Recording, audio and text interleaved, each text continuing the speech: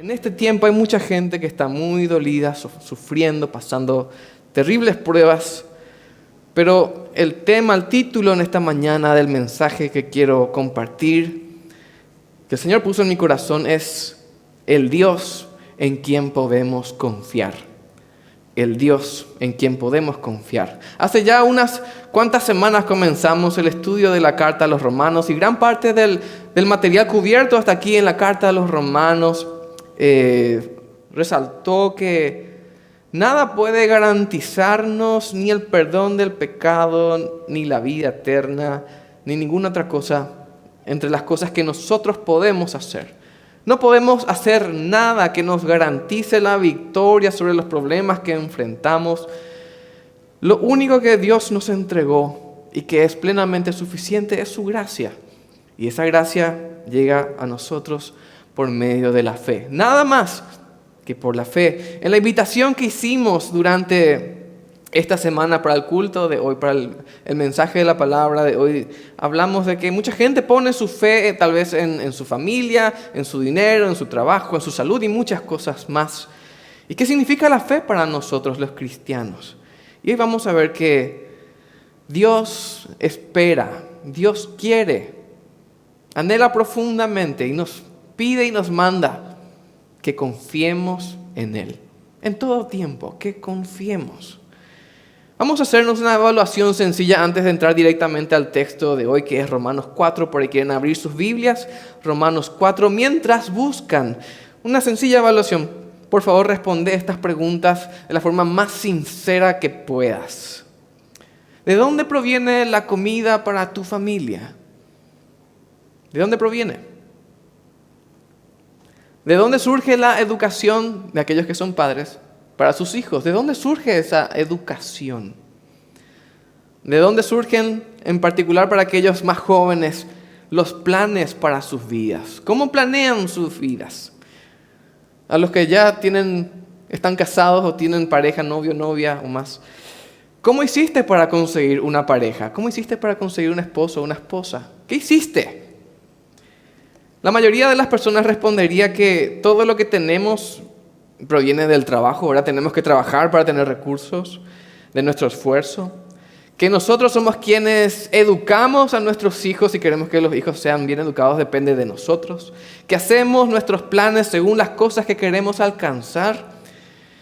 Y que tenemos altos méritos incluso para merecernos todo el amor que nuestra pareja nos pueda dar, porque sencillamente somos maravillosos, ¿verdad? No sé cuántos pueden decir amén, sí, somos maravillosos, yo merezco el amor que me da mi pareja. No sé cuántos pueden decir eso. Por ahí en los comentarios en las redes sociales ponen, sí, yo soy maravilloso. Bueno, vamos a ver quién le da me gusta a eso. Todas estas respuestas son las más naturales que pueden haber. Pero el Hijo de Dios, aunque tenga que trabajar, esforzarse, educar y todo lo demás, siempre debería tener incluida en su respuesta todo esto que tengo, todo lo que soy, todo lo bueno en mi vida, proviene de Dios. Dios es quien provee para nuestra familia. No importa si provee a través de la mamá, a través del papá, a través del hijo, del tío, de quien sea, Dios es quien provee. Dios transforma los corazones de nuestros hijos. Nosotros no podemos a disciplina o castigo moldear el corazón de una persona. Dios es el único que puede transformar. Dios es quien nos moldea. Dios nos da la bendición de tener a alguien a nuestro lado. Porque muchos podemos decir, realmente no nos merecemos a esa persona que está a nuestro lado. Y esto no quiere decir que todo eso venga solo. Me entrego a Jesús y bueno, todo lo demás ya llega. No es así. Igual tenemos que trabajar, esforzarnos y demás. Pero el Hijo de Dios reconoce que todo lo que tiene, todo lo que está en su vida, proviene del Señor y no solamente de su esfuerzo. Esto podría molestar a algunos, pero sepamos esto es sabiduría de Dios. Qué bueno que Dios decidió que sea así. Dios no te puso a vos la carga pesada que vos pensás que muchas veces tenemos. Esto es sabiduría de Dios para nuestro bienestar. Y ahora sí vamos a leer esto mismo en Romanos 4, versículos 13 en adelante. Romanos 4, 13 en adelante dice así la palabra de Dios. Porque la promesa a Abraham y a su descendencia de que sería heredero del mundo no fue dada por medio de la ley, sino por medio de la justicia de la fe. Porque si los herederos son los que se basan en la ley, la fe ha sido hecha inútil y la promesa invalidada. Porque la ley produce ira, pero donde no hay ley tampoco hay transgresión, por eso hay una ley. Por esto proviene la promesa, proviene de la fe, a fin de que sea según la gracia, que sea un regalo de Dios, para que la promesa sea firme. Y esta es la palabra clave en lo que estamos hablando hoy. Para que la promesa sea firme para toda su descendencia. No para el que es solamente de la ley, sino también para el que es de la fe de Abraham, quien es padre de todos nosotros. Como está escrito, te he puesto por padre de muchas naciones, para que Él sea padre de todos nosotros, delante de Dios, a quien Él, Abraham, creyó, quien vivifica a los muertos y llama a las cosas que no existen como si existieran. Abraham creyó contra toda esperanza, de modo que vino a ser padre de muchas naciones, de acuerdo con lo que le había sido dicho, así será tu descendencia. Sin debilitarse en la fe, él tuvo muy en cuenta su cuerpo ya muerto, pues tenía casi 100 años, y la matriz muerta de Sara. Sabemos que recibió la promesa de tener un hijo.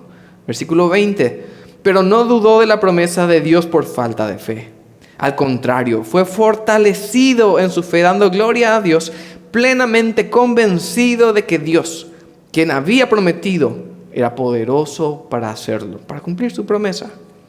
Por esta razón le fue contada por justicia. Pero no solo para él fue escrito que le fue contada, sino también para nosotros, a quienes nos habría de ser contada la fe.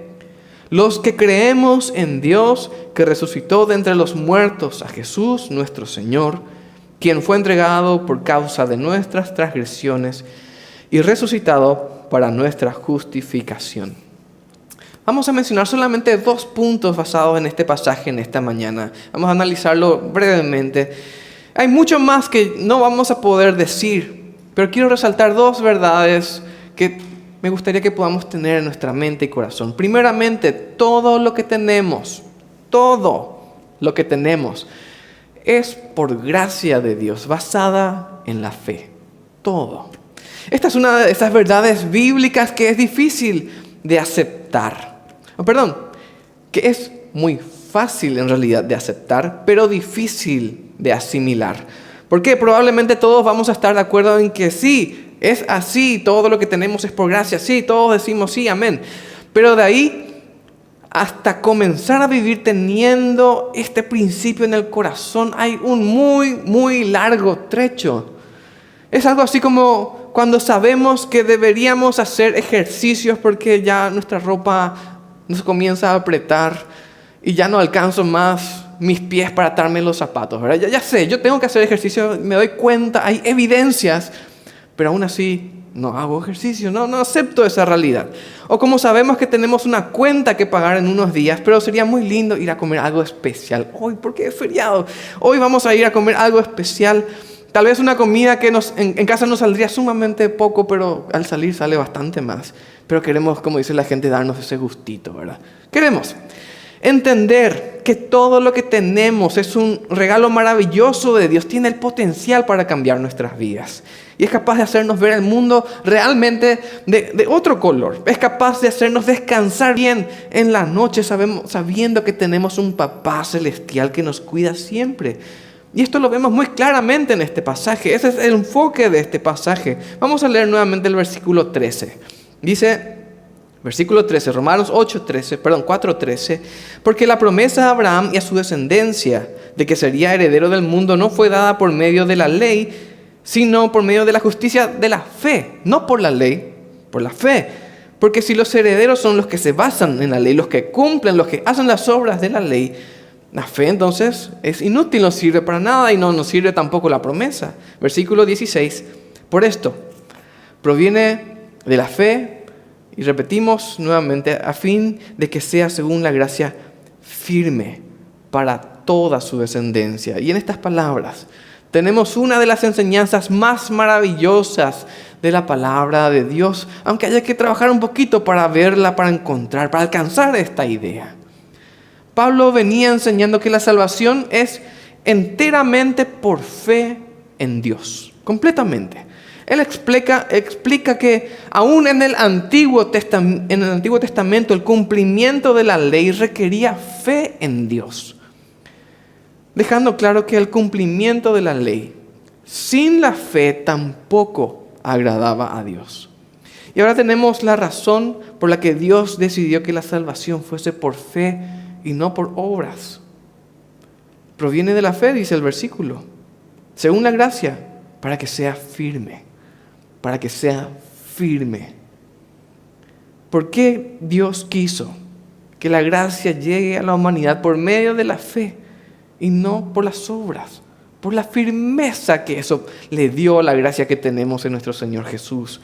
Para que nada la pueda mover, para que nada la pueda quitar, para que todas las promesas que se hicieron en la palabra de Dios a los hijos de Dios no tengan ni la más mínima duda de cumplimiento, para que ninguno jamás se acueste a dormir sin saber si tiene la vida eterna o no.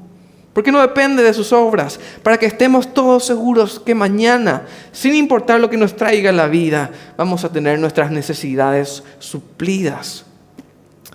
Para que aunque seamos muchas veces como somos, siervos perezosos y carentes de frutos, aún así, Dios sigue haciendo llover sobre nosotros lluvia de bendición a diario. ¿Por qué? Porque no depende de las obras.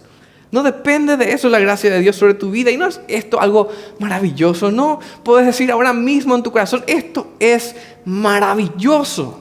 No depende de mí, en lo más mínimo. No se merece Dios que le alabemos por su gracia. Y que le alabemos porque hizo que la gracia que derrama sobre nosotros cada día de nuestras vidas, su perdón, su compañía, su bendición y mucho más, no dependa de nuestra frágil humanidad, sino de su inconmovible fidelidad. Qué bueno fue Dios cuando decidió que la salvación y su gracia estén sobre nosotros, no por obras, sino por fe. Pensemos en la relación entre un padre y un hijo. Aunque el padre niegue al hijo o al revés, ¿va a dejar de ser su hijo alguna vez? Nunca. Siempre va a ser su papá. Pensemos en el agua.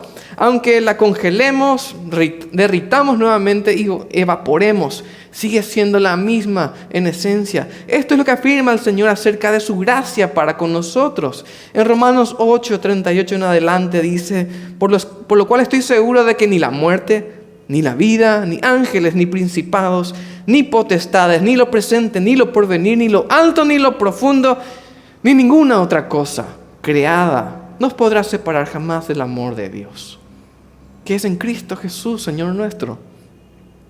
Quiero hacerte esta pregunta.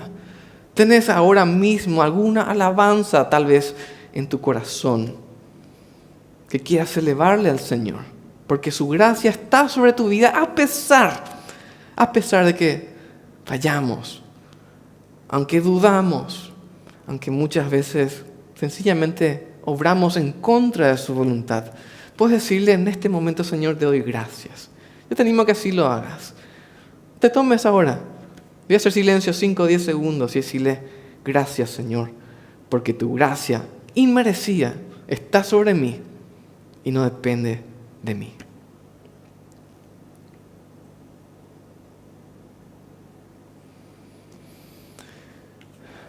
Por gracia de Dios somos bendecidos, aún en nuestras debilidades y dudas, y Dios se merece la honra por eso. Vimos hasta aquí que la gracia de Dios viene por la fe. Y esto es sabiduría de Dios. Damos gracias porque su favor no depende de nuestras obras, sino de su fidelidad. Vamos al segundo punto. Este es nuestro último punto ya en el mensaje en esta mañana. ¿Cómo yo puedo cultivar mi fe? Estamos viendo la fe de Abraham como padre de la fe. ¿Cómo yo puedo tener ese tipo de fe en mi vida? La fe es un fruto de muy difícil cosecha. Muy difícil. Tal vez el amor y la compasión salgan más fácilmente de nuestros corazones que la fe. Y esto se debe a que probablemente la benignidad, la compasión, el amor y otras similares pueden surgir incluso de nuestra carnalidad si somos expuestos ante una circunstancia difícil. Si vemos a alguien con grandes problemas o necesidades, nos compadecemos. Aunque estemos enterrados en el pecado, igual nos compadecemos. Y surge igual la benignidad, la paciencia y cosas por el estilo. Pero la fe no. La fe cuesta mucho cultivar y cosechar.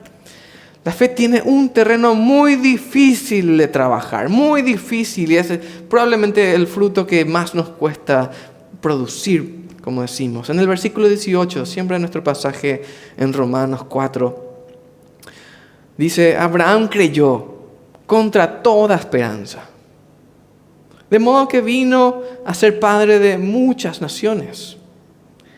De acuerdo con lo que se le había dicho, así va a ser tu descendencia. Era viejo ya y Dios le prometió un hijo. Descendencia le prometió.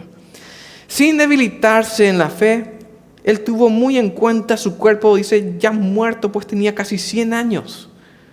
Y la matriz muerta de Sara, o la esterilidad de Sara, como dicen algunas versiones. Pero no dudó de la promesa de Dios por falta de fe. Al contrario, dice, fue fortalecido en su fe, dando gloria a Dios. En esas circunstancias, en esos problemas, en esa expectativa tan baja de éxito o de victoria.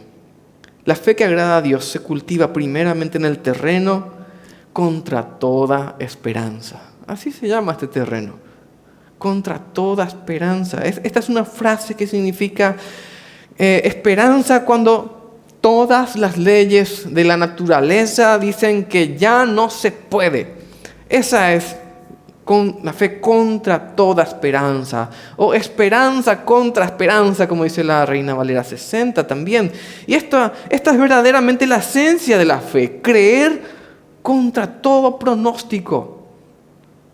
Hebreos 11:1 dice: la fe es la certeza de lo que se espera y la convicción de lo que no se ve. 11:6 de Hebreos: sin fe es imposible agradar a Dios.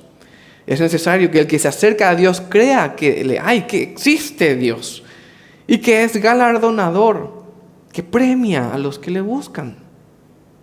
Todos en alguna medida planeamos nuestras vidas, en cierta manera por lo menos.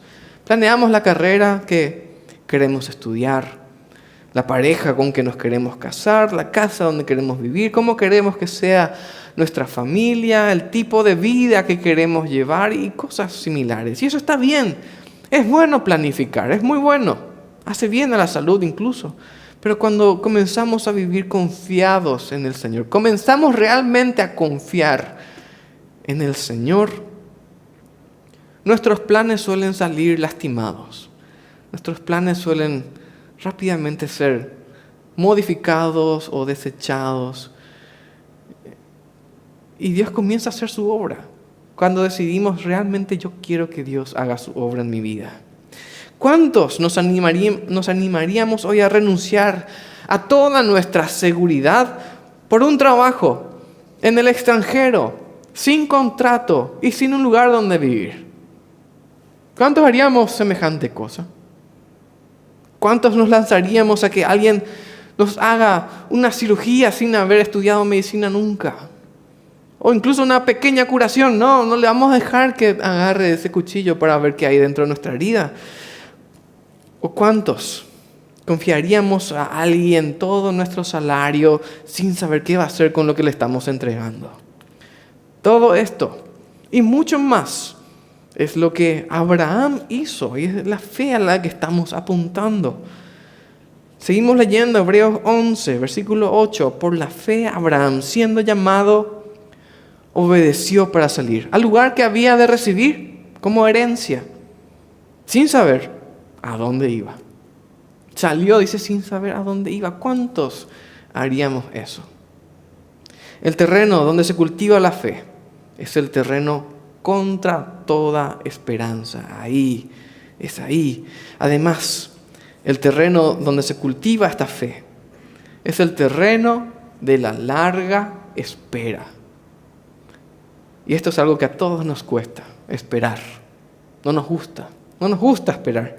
Podríamos preguntar ahora mismo y pedir que alguien que levante la mano, todo aquel que puede decir que no le cuesta nada esperar en Dios. Y probablemente vamos a encontrar en la mayoría de los casos a personas que en realidad no están esperando nada de Dios. Porque hasta los hombres de gran fe, de gran devoción, de gran fidelidad a su Señor sufren en el transcurso hasta la promesa del Señor. A todos nos tiemblan las rodillas cuando esperamos la recuperación de un ser querido que está enfermo. A muchos de nosotros el sueño se nos escapa cuando tenemos problemas que no sabemos cómo resolver. Hasta el mismo Señor Jesús sufrió, se apesadumbró y sudó, dice, como grandes gotas de sangre ante la inminente llegada de su hora, ese tiempo de espera en que faltaban solamente minutos para que comience el Calvario. La espera no es nuestra mejor amiga, nunca lo fue. Sin embargo, es en la espera donde las raíces de la fe comienzan a aferrarse a su Dios de una manera en que nunca lo harían en los tiempos de bonanza. Leemos en nuestro pasaje, Romanos 4:19, sin debilitarse en la fe, él, Abraham, tuvo en cuenta su cuerpo ya muerto. Recordamos que la promesa de Dios era, vas a tener un hijo. Y él era viejo, tenía casi 100 años, su cuerpo ya muerto, dice. Y la matriz muerta de Sara, su esposa, estéril. 2 ancianos. Pero no dudó de la promesa de Dios por falta de fe, sino que al contrario fue fortalecido en su fe, dando gloria a Dios. Esta frase debería retumbar en nuestras cabezas. Plenamente convencido, creyendo fielmente, sinceramente, totalmente, que Dios, quien había prometido, era poderoso para cumplir su promesa. Eso es lo que esperamos de Dios. Eso es lo que creemos y queremos. Es nuestra esperanza. Existen circunstancias en la vida en las que vivir plenamente convencidos es la única alternativa. No podemos hacer nada más que realmente estar convencidos porque sencillamente no hay otra forma de seguir avanzando. No existe más que confiar en la gracia de Dios, que nos va a sostener, nos va a consolar, nos va a fortalecer. ¿Qué tan convencidos estamos en esta mañana? ¿Qué tan convencido estás en tu fe en tu Dios? Podríamos preguntar, ¿qué tan convencidos deberíamos estar? Vamos a leer una historia para ver qué tan convencidos deberíamos estar. Elías. La historia de Elías y los profetas de Baal. Primer libro de Reyes 18. Si quieren abrir sus Biblias, les invito a que los abran. Vamos a leer un pasaje un poco extenso. Primer libro de Reyes, capítulo 18, a partir del versículo 30 vamos a leer. Para darle contexto a lo que vamos a leer, Elías era un profeta de Dios y él estaba luchando contra la idolatría en el pueblo de Dios. El pueblo de Dios todo el tiempo se iba tras dioses paganos. El pueblo había otra vez acudido a dioses paganos y él, Elías, era el único profeta de Dios que quedaba. Y él le propone al pueblo que el Dios verdadero se manifieste con fuego del cielo. Y no es la única vez que hizo eso en realidad, hizo varias veces. Los profetas de Baal, dice, comenzaron a clamar a su Dios pidiendo fuego del cielo que caiga sobre un altar que habían hecho y demás. Y como era costumbre de estos profetas de Baal, comenzaron a clamarle, gritar, saltar, herirse a sí mismos, sangrando con espadas y con lanzas, pero el fuego nunca cayó. Elías incluso ya se estaba burlando de ellos. Y luego vino el turno de Elías. Era su turno de pedirle al Señor el fuego. Y probablemente muchos conocemos este relato, pero vamos a deleitarnos en esta lectura. Versículo 30, primer libro de Reyes 18. Entonces Elías dijo a todo el pueblo, acérquense a mí. Y todo el pueblo se acercó a él. Luego él reparó el altar del Señor que estaba arruinado. Elías tomó 12 piedras conforme al número de las tribus de los hijos de Jacob, a quien le vino palabra del Señor diciendo, Israel será tu nombre. Entonces Elías edificó con las piedras un altar en el nombre del Señor. Y después dice la Biblia, hizo una zanja alrededor del altar, un pozo grande, circular, alrededor del altar, en la cual pudieran caber 15 litros de agua. Y luego arregló la leña, cortó el toro en pedazos y lo puso sobre la leña. Esto parece un proceso rápido, ¿verdad? Cuando leemos así parece que, bueno, ya está. ¿Cuánto tiempo le habrá tomado hacer esto? Entonces dijo Elías, llenen 4 cántaros de agua y derrámenla sobre el holocausto, sobre lo que iban a quemar y sobre la leña. Luego dijo, háganlo por segunda vez, mojen más, mojen. Y lo hicieron por segunda vez. Y dijo otra vez, aún háganlo por tercera vez. Y lo hicieron por tercera vez, de modo que el agua corría alrededor del altar y llenó la zanja que Elías había cavado. Y cuando llegó la hora de presentar la ofrenda vegetal, se acercó el profeta Elías y dijo, oh Señor, Dios de Abraham, de Isaac y de Israel, sea hoy manifiesto que tú eres Dios en Israel y que yo soy tu siervo. Y que por tu palabra, fíjense, no es que estaba jugando nada más Elías, por tu palabra he hecho todas estas cosas. Respóndeme, oh Señor, respóndeme para que este pueblo reconozca que tú, oh Señor, eres Dios y que tú haces volver el corazón de ellos, el corazón de ellos. Entonces cayó fuego del Señor, consumió el holocausto, consumió la leña, consumió las piedras, consumió el polvo y lamió hasta el agua que estaba en la zanja. Al verlo, toda la gente se postraron sobre sus rostros y dijeron, el Señor es Dios. El Señor es Dios. 2 veces gritaron. Hermanos, hermanas, amigos, esto es estar convencido de su fe en Dios. Esto es estar convencido de que Dios va a responder, que Dios va a obrar, que Dios en cualquier circunstancia nos va a sostener. ¿Cómo estás cultivando la fe de Abraham hoy en tu vida? Tal vez te encuentres en ese proceso todavía en que querés recién comenzar a preparar ese altar. Tal vez estés en el proceso en el cual estás preparando ya el holocausto que va a ser quemado. Tal vez estés juntando leña para esa ofrenda. Tal vez ya te encontrás incluso cavando la zanja y llenándola de agua. O tal vez ahora mismo estás en ese momento en que alzás los ojos al cielo y decís, Señor, respóndeme. Respóndeme para que yo pueda creer y para que toda esta gente también pueda creer. Respóndeme.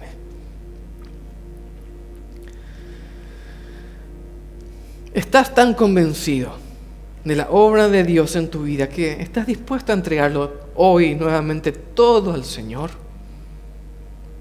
¿Querés clamarle en esta mañana? Señor, respóndeme. Hoy necesito que me respondas. ¿Estás agradecido porque su gracia aún hoy está sobre tu vida a pesar de tus dudas? Tal vez de nuestro pecado, tal vez de nuestra rebelión, tal vez de nuestra frialdad o nuestra tibieza. La fe de Abraham puede cultivarse. Y debemos apuntar a cultivar esta fe en los terrenos más difíciles. Puede crecer en tu vida. Una fe similar a la de este gran siervo del Señor. Se ha dicho de todas maneras. Es a la fe a la que apuntamos, pero nunca va a ser la fe la protagonista de esta historia, porque terminaríamos también pensando, nunca voy a tener esta clase de fe. La protagonista en esta historia es la fe puesta en el Señor Jesús, en nuestro Dios. No es tiempo de decir ahora, yo no puedo tener esa fe, no tengo la capacidad. No tenemos. Dios hace incluso eso en nosotros. Dios pone el fruto de la fe como fruto del Espíritu Santo para todos aquellos que dicen, yo quiero. Señor, ayúdame. Respóndeme. El Señor Jesús dijo y nos dio la medida de la fe que necesitamos. Una semilla. Un grano de mostaza. Esa es toda la fe. Que una semilla que si la pones en la mano, apenas parece un lunar. Esa es la medida de la fe que se requiere. Nada más. ¿Qué es confiar en Dios? Es obedecer. Es amar. Es amor y obediencia que quita todo temor. Esa es la fe que agrada a Dios. Y esa es la fe a la que el Señor responde también. ¿A qué te está llamando el Señor hoy a creer? ¿A qué te está llamando? ¿Cuál es la decisión que tenés que tomar? ¿Cuál es la carga que tenés que entregar? Vamos a clamarle en esta mañana al Señor. Señor, respóndeme. Te necesito. Respóndeme. Les invito a todos a inclinar sus rostros un momento para orar. A los que estén también en sus casas también les animamos a que en la medida que puedan dejen todo lo que estén tal vez haciendo en este momento y clamemos a nuestro Dios. Y vamos a pedirle que Él nos responda en nuestro caminar. Nuestro Dios y Padre, te damos gracias por tu palabra, que en esta mañana nos recuerda que tu gracia que está sobre nosotros no depende de lo bien que nos comportemos, no depende de nuestras fuerzas ni nuestros méritos, sino que está garantizada por tu fidelidad. Gracias te damos, Señor. Queremos vivir conforme a tu voluntad. Queremos agradarte en todo, Señor, porque te amamos y estamos plenamente convencidos, o al menos, Señor, queremos estar plenamente convencidos de tu gracia sobre nuestras vidas. Ayúdanos, Señor, a creer y confiar cada día. Entre nosotros, Señor, muchos estamos en este momento clamando, respóndeme, Señor. Te rogamos que respondas, Señor, al clamor de tu iglesia, al clamor de tus hijos. Te rogamos, Señor, que nos des la fuerza que necesitamos para seguir adelante, que nos des consuelo, que nos des ánimo, que proveas, Señor, para nuestras necesidades materiales también. Y muchos de nosotros también estamos cargando muy pesadas cargas en estas mañanas, Señor. Muchos estamos batallando tal vez contra enfermedades, tal vez llevando en el hombro todo el bienestar de nuestra familia, de nuestros amigos. Señor, queremos entregarte también en esta mañana estas pesadas cargas y llevar tu yugo, que sabemos que es fácil y mucho mejor que cualquier carga que podamos vivir en esta tierra. Te alabamos, Señor, y te rogamos tu bendición en el nombre de nuestro Señor Jesús. Amén. Que el Señor nos bendiga, hermanos.